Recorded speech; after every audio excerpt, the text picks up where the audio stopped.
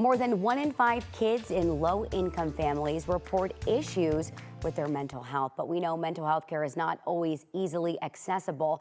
Dr. Sheryl Ziegler joins us now to talk a little bit more about it. Thank you for joining us this Monday morning. Thanks for having me. Of course. So a new study shows that pediatricians should be doing more to integrate mental health services into their practices. Can you talk to us a little about the study? Yeah, so this spring, Boston University came out with a study in which they were looking at low-income families and what would happen if they integrated mental health care into primary care at centers, community centers where they accept Medicaid.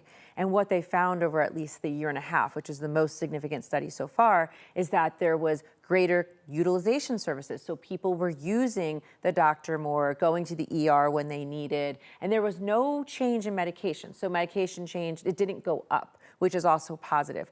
So really the initiative is saying, if we take mental care and we put it into primary care, do these have better outcomes? And this is sort of a big study, one of the first studies to say, actually yes, because we're trying to get services to these kids who need it.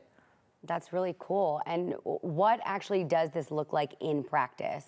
So in practice, it means mental health goes into where primary care happens. And so we have greater use of those services, which means that when you do have a mental health diagnosis, but maybe you went in for something else, you went in for a cold or something, someone there is going to catch that. And someone's going to say, hey, you don't have to, here's not a list of, practices you can call that have these extremely long wait lists and go see it. Boom, barrier to treatment. You got to go to another place. Less likelihood you're going to go there. It's like, oh, my colleagues down the hallway address this. Let me even walk you maybe down here and make an appointment. So that's really, I think, we're trying to get this for both low-income children, but every child, because these are real barriers to treatment. Transportation is a barrier to treatment, stigma. And so when you have this kind of service all under one roof, it just makes so much sense. And I love that they looked at all aspects of it, from greater use of services to not having to use more medication, more ER, even visits. And so those are really positive health outcomes. And as we were looking at that list of barriers, we just had it on the screen right there. What should parents know about this study moving forward and how to protect their own kids with this?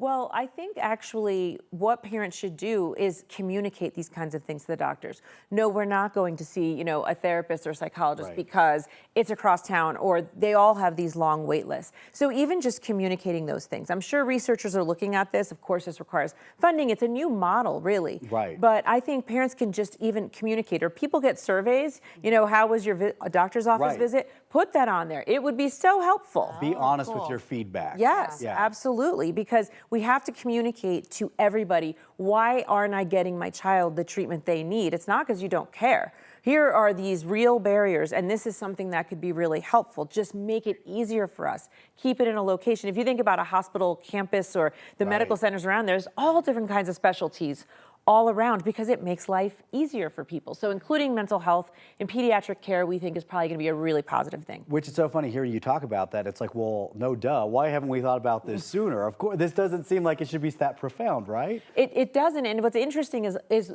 when a parent has a concern about a mental health issue, the first person they usually go to is their pediatrician. Well, pediatricians aren't trained in this.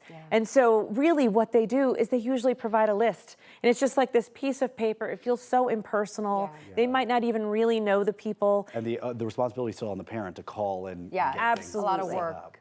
Well, it is. I'm glad we have the study then to prove that this is in fact needed. Make some changes maybe. Absolutely. Dr. Ziegler, thank you.